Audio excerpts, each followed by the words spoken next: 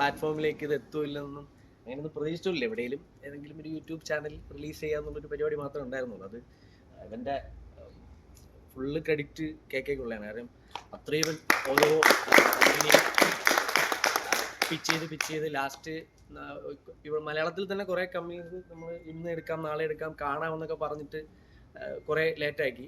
അപ്പോഴാണ് നേരെ അങ്ങ് പോകും പോലെ ലൈക്കൊക്കെയാണ് പോയത്. അപ്പോൾ നമുക്കാർക്കും പ്രതീക്ഷയില്ലായിരുന്നു ഇവരിങ്ങനെ ഡിലേ ആക്കുമെന്നൊക്കെ വിചാരിച്ചു. പക്ഷേ ലൈക്ക് എടുത്തു എന്ന് കേട്ടപ്പോൾ സത്യത്തിൽ ഞെട്ടലായി പോയി. അപ്പോൾ അത് വലിയ ഭാഗ്യം. അവൻ്റെ കഷ്ടപ്പാടാണ്. അവൻ്റെ മാത്രമല്ല എല്ലാവരുടെയും അത്രയും ഹാർഡ് വർക്ക് ഇതിൻ്റെ പുറകിലുണ്ട്. അപ്പോൾ അതിപ്പോൾ നിങ്ങളെ കൈയടി കേട്ടപ്പോൾ വലിയ സന്തോഷം. Thank you. പിന്നെ ഇതിൻ്റെ നമ്മളെ ഹെൽപ്പ് ചെയ്ത് ഒരുപാട് പേരുണ്ട്. പ്രത്യേകിച്ച് അജയേട്ടൻ.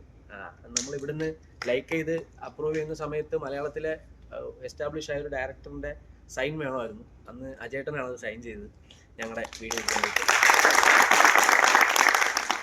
അജയേട്ടൻ, ഷീചേട്ടൻ, അങ്ങനെ നമ്മുടെ ഒരുപാട് പേര് ഇതിൻ്റെ പുറകിൽ ഞങ്ങളെ ഭയങ്കരമായിട്ട് ഹെൽപ്പ് ചെയ്തിട്ടുണ്ട്. കാരണം ഈ ജിതിൻ ലാലേട്ടൻ, അങ്ങനെ എനിക്ക് ഇതിനകത്ത് ഇനിഷ്യൽ സ്റ്റേജിൽ തൊട്ടേ ജിതിൻ ചേട്ടൻ നല്ല സപ്പോർട്ട് ഉണ്ടായിരുന്നു. എനിക്ക് ഇതിനകത്ത് കുറേ ടെക്നിക്കൽ ടീമിനെ ഒക്കെ കണക്ട് ചെയ്ത് തന്നത് ജിതിൻ ചേട്ടനാണ്.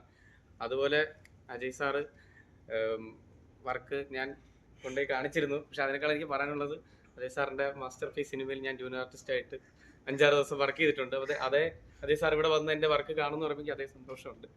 എൻ്റെ ആദ്യത്തെ ഷോർട്ട് ഫിലിം യൂട്യൂബിൽ റിലീസ് ചെയ്തത് സുനിൽ ഇബ്രാഹിം സാറാണ്.